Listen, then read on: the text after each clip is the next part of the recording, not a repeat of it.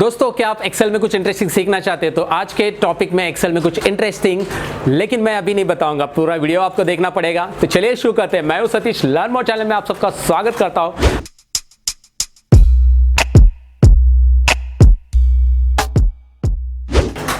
लेकिन वीडियो में आगे बढ़ने से पहले मैं आपको बताऊं कि अगर आप नए हो मेरे चैनल पे तो सब्सक्राइब कीजिए और सब्सक्राइब के बाजू में जो बेल आइकॉन दिया है उस पर भी क्लिक कीजिए ताकि मेरी वीडियो की नोटिफिकेशन आपको सबसे पहले मिले।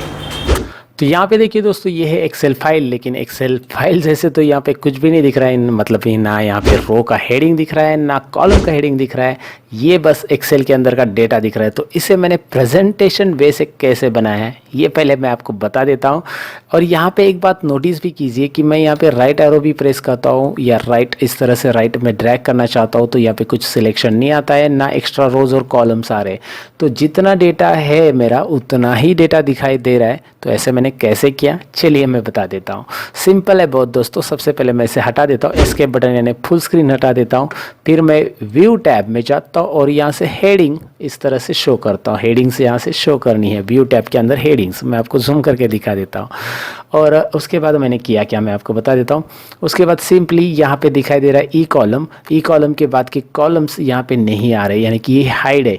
अगर मैं इसे ई कॉलम पे सिलेक्ट कर देता हूँ और राइट क्लिक करके अनहाइड करता हूँ तो ये अनहाइड नहीं होंगे। वैसे ही आप 12 नंबर पे राइट क्लिक अनहाइड करते हो तो नहीं हो रहे। तो करना कैसे अनहाइड, सिंपली मैं आपको बता देता हूँ। यहाँ पे ये पूरे रोज और कॉलम सिलेक्ट करने के लिए क्लिक होता है, मतलब आप पूरा ये सिलेक्ट ऑल की तरह है। यहाँ पे क्लिक कीजिए, सिलेक्ट ऑल हो जाता है। इसके बाद आप कोई भी एक कॉलम पे राइट क्लिक कीजिए और क्या करना है आपको, अनहाइड दोस्तों। तो अनहाइड करते ही डायरेक्टली ये यहाँ पे ये कॉलम्स पूरे हाइड हो जाते हैं, मतलब शो हो जाते हैं, हाइड नहीं हो जाते। तो यहाँ पे कोई भी रो पे राइट क्लिक कीजिए और यहाँ पे इसे करना है अनहाइड, यानी कि हो जाएंगे शो दोस्तों। तो इस तरह से ये रोज़ और कॉलम मैंने शो कर दिया आपके सामने। लेकिन मैंने हाइड कैसे किया तो ये भी बता देता हूँ आपको। सिर्फ जो लास्ट ब्लैंक कॉलम है उस पर मैंने इस तरह से क्लिक किया। उसके बाद मैंने कंट्रोल शिफ्ट और राइट एरो प्रेस किया। जी हाँ दोस्तों, कंट्रोल शिफ्ट और राइट एरो। उसके बाद आपको कोई भी एक कॉलम पे यहाँ पे हेडिंग में राइट क्लिक करना है और इस तरह से हाइड करना है। सभी कॉलम्स हाइड हो जाएंगे। और इसे भी सेम करना है, control shift down arrow press करना है बस इस बार, क्योंकि ये नीचे जाना है तो डाउन एरो रहेगा। और कोई भी एक रो पे राइट क्लिक करके हाइड कर दो। तो इसे हाइड करने से क्या हुआ, आपके पास यहाँ पे एक्स्ट्रा जो ब्लैंक कॉलम्स और रोज थे ये यहाँ पे नहीं दिख रहे और स्क्रॉल भी नहीं होंगे, बिल्कुल नहीं होंगे, क्योंकि आपने इसे हाइड किया। उसके बाद इसे हेडिंग्स इस तरह से हाइड किया था मैंने। और अल्ट वी और यू बटन प्रेस कीजिए। अल्ट वी और यू ये फुल स्क्रीन लाने का तरीका है। इस तरह से आ जाता है फुल स्क्रीन। तो इस तरह से ये डेटा बनाते हैं। इसके बटन प्रेस करेंगे तो इस तरह से वापस आप आ सकते हैं। तो उम्मीद करता हूँ ये ट्रिक्स आपको पसंद आई होगी। और जो एक्सेल के नए यूज़र्स हैं जिनको एक्सेल के बारे में पता नहीं कि एक्सेल में इस तरह से हाइड और शो करके चीज़ें इस तरह से फुल स्क्रीन कर सकते हैं, तो उनके लिए नई ट्रिक्स रहेगी।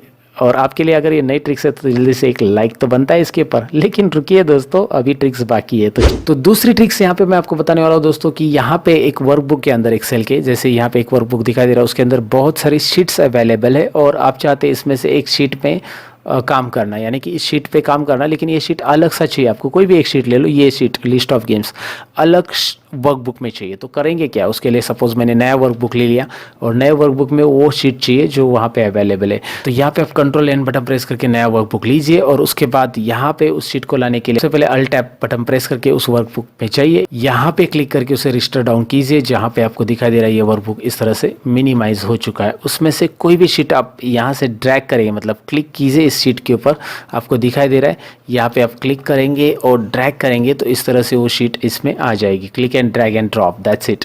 यहाँ पे फिर से मैं दिखा देता हूँ, फ्लैश फिल वाली शीट्स लेना चाहता हूँ, यहाँ पे ड्रैग एंड ड्रॉप।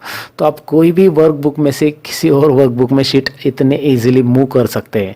मुझे पता है एक्सेल के बहुत सारे स्मार्ट यूज़र है, बोलते होंगे कि सर ये तो हमें आता है, लेकिन ये एक्सेल के जो यूज़र्स एक्सेल में नए जुड़े हैं मेरे साथ, उनके लिए है एक्सेल की ये ट्रिक्स है। तो शायद उनको पता नहीं रहेगा, तो वो लोग ज़रूर लाइक बटन पे क्लिक करेंगे। अगर ऑलरेडी लाइक बटन पे क्लिक किया तो दोबारा मत क्लिक कीजिए दोस्तों, क्योंकि वो लाइक हट जाएगा। तो चलिए लाइक बटन पे एक ही बार क्लिक कीजिए, लेकिन ट्रिक्स आगे सीखिए। तो आगे की जो थर्ड ट्रिक्स है वो मैं आपको यहाँ पे बताना चाहूँगा। सपोज़ आपके पास ये डेटा है, इसी सीट में ले लीजिए। यहाँ पे कुछ डेटा है और ये डेटा यहाँ पे नहीं है, नीचे है बहुत सारा। तो आपको बार बार ये डेटा देखने के लिए स्क्रॉल करना पड़ता है। और आपके पास इसी तरह का डेटा अलग लोकेशन पे है, यहाँ पे ऊपर भी है। चलिए मैंने उसी को कॉपी पेस्ट कर दिया और अब यहाँ पे भी है डेटा, अलग अलग डेटा हो सकता है, मैंने एग्जांपल करके ले लिया। तो मैं इस डेटा को सिलेक्ट कर रहा हूँ और व्यू के अंदर कस्टम व्यू के बारे में मैं बता रहा हूँ दोस्तों। कस्टम व्यूज़ क्या होता है? कस्टम व्यूज़ पे अगर आप क्लिक करते हैं और यहाँ पे ऐड बटन पे क्लिक कर देते हैं तो आपने जो डेटा सिलेक्ट किया उस डेटा पे आप डायरेक्टली जंप कर सकते हैं, लेकिन उसको एक लोकेशन या नाम देना पड़ेगा। तो इसको मैं नाम दे रहा हूँ डेटा 1 और ओके कर रहा हूँ। अब मेरा कर्सर ऊपर है और मैं जाना चाहता हूँ उस डेटा पे, तो कस्टम व्यूज़ डेटा 1 और यहाँ पे देखिए क्या बटन आ रहा है, show button, show. That's it, इतना सिंपल है दोस्तों। यहाँ पे देखिए इस डेटा को मैं सिलेक्ट कर रहा हूँ, मैं इसे भी कस्टम व्यूज़ में ऐड कर देता हूँ, लेकिन पहले ऐड करना पड़ेगा हमें, जैसे हाइपरलिंक हम लोग यूज़ करते हैं वैसे ही है कस्टम व्यूज़ दोस्तों। तो डेटा 2 अगर मैं चाहता हूँ डेटा 2 में जंप करना तो मैं कस्टम व्यूज़ में जाऊँगा, डेटा 2 पे क्लिक करूँगा और मैं यहाँ पे मैं दोस्तों शो करूँगा। शो करने के बाद डायरेक्टली डेटा 2 ऑलरेडी ऊपर ही है, लेकिन सपोज़ मेरा कर्सर इस तरह से नीचे है और कहीं पे भी है और मैं व्यू में जाऊँगा, कस्टम व्यूज़ में डेटा 2 शो करना चाहता हूँ, शो। That's it. तो ये इतना सिंपली आप कर सकते हैं कस्टम व्यूज़ के ज़रिए दोस्तों। तो ये थर्ड ट्रिक्स थी, ये शायद आपके लिए यूनिक ट्रिक्स रहेगी। यूनिक है तो जल्दी से मुझे कमेंट सेक्शन में लिख दो कि ये आपके लिए यूनिक थी। मतलब अभी जो मैंने तीनों भी ट्रिक्स बताई इसमें से कौन सी ट्रिक्स यूनिक थी आपके लिए, ये ज़रूर कमेंट करके मुझे बताइए। लेकिन आगे सीखते रहिए दोस्तों, आगे की ट्रिक्स तो बाकी है अभी। तो आगे की ट्रिक्स में मैं आपको बताऊं कि इस वर्कशीट में बहुत सारा डेटा है, तो मैं चाहता हूं कि इन नंबर्स का रिलेशन फाइंड करना, मतलब कौन सा नंबर किसके साथ रिलेट हो चुका है। तो वो तो सिंपल है, वो फॉर्मूला टैब्स में से अब शो करेंगे। कैसे मैं आपको बता देता हूँ। यहाँ पे कर्सर रखिए, मैं देखना चाहता हूँ कि ये जो फॉर्मूला ऊपर आया है, फॉर्मूला बार में फॉर्मूला दिखाई दे रहा है, तो ये फॉर्मूला कौन से सेल से आया है। तो उसके लिए ट्रेस प्रेसिडेंट यहाँ पे बटन दिया है, सिंपली आप क्लिक कीजिए।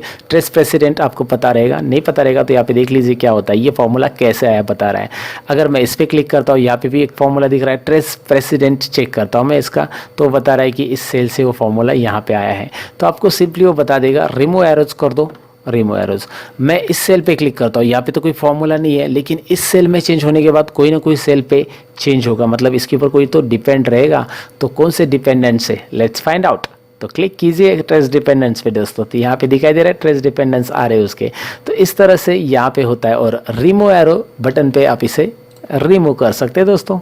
में है कुछ और इंटरेस्टिंग, तो वो क्या मैं बता देता हूँ। यहाँ पे मैं वर्कबुक ओपन कर रहा हूँ जिसमें बहुत सारी शीट्स अवेलेबल है और मैं चाहता हूँ कोई भी शीट पे जंप करना, तो यहाँ पे मैं क्लिक कर सकता हूँ, लेकिन यहाँ पे बहुत सारी अंदर भी शीट्स है। तो मैं शीट का नाम टाइप करके कैसे शीट पे जंप करूँगा इसके बारे में तो ऑलरेडी वीडियो बना दिया है। शीट का नाम या नंबर टाइप करके आप कोई भी शीट पे कैसे जंप करते हैं, ये वीडियोस मैंने बनाए, वो VBA कोड्स के वीडियो थे, शायद आपने देखे होंगे, नहीं देखे होंगे तो ज़रूर देख लो। अगर आपको VBA कोडिंग वगैरह एक्सेल में कुछ इंटरेस्टिंग लगता है ऐसा सीखना, तो इंटरेस्टिंग लगता है तो वो वीडियो ज़रूर देख लीजिए। चैनल पे है मेरे, how to jump on any sheet वगैरह, आप देखेंगे तो सर्च करेंगे तो मिल जाएगा। लेकिन आपको यहाँ पे मैं बता देता हूँ कि यहाँ पे शीट के ऊपर जंप कैसे करेंगे। अगर आपको कोई प्रोग्राम वगैरह नहीं करना है, आप नहीं चाहते प्रोग्रामिंग कोडिंग वगैरह, तो कोई बात नहीं भाई, यहाँ पे एक्सेल ने दिया है आपके लिए। तो यहाँ पे माउस लेके आइए, इसके ऊपर राइट क्लिक कीजिए, यहाँ पे सभी शीट्स आ जाते हैं दोस्तों। तो सभी शीट में से कोई भी शीट पे क्लिक कीजिए और ओके कीजिए, दैट्स इट। राइट क्लिक कीजिए, यहाँ पे सभी शीट की लिस्ट आ रही है, आपको मैं दिखा देता हूँ जूम करके ज़रा, और कोई भी शीट पे क्लिक कीजिए यहाँ पे और ओके बटन पे क्लिक कीजिए, उस सीट पे आप जंप हो सकते हैं। तो ये भी सिंपल तरीका है। तो एक्सेल के जो ट्रिक्स थे ये सब रहते हैं एक्सेल के अंदर, मैं बस आपको इन्फॉर्मेशन दे रहा हूँ, मैंने नहीं बनाया है, लेकिन मैं इसे सर्च करता रहता हूँ कि यार इसी तरीके से हम एक्सेल को कैसे ऑपरेट करें। तो इंटरेस्टिंग तो लगा ही होगा, उम्मीद करता हूँ पसंद आया होगा। आज का ये ट्रिक पसंद आया तो आप करेंगे जल्दी से लाइक बटन पे क्लिक।